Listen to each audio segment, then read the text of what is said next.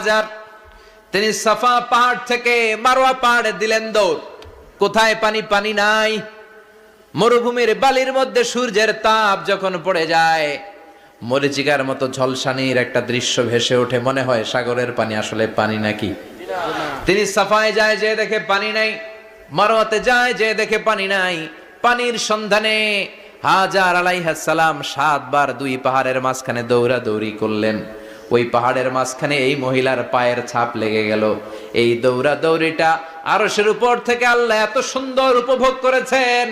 আল্লাহর কাছে এই মহিলার দৌড়াদৌড়িটা এত ভালো লেগেছে, কিয়ামত পর্যন্ত সব হাজীদের জন্য এই জায়গায় দৌড়াদৌড়িটা আল্লাহ ওয়াজিব করে দিয়েছে।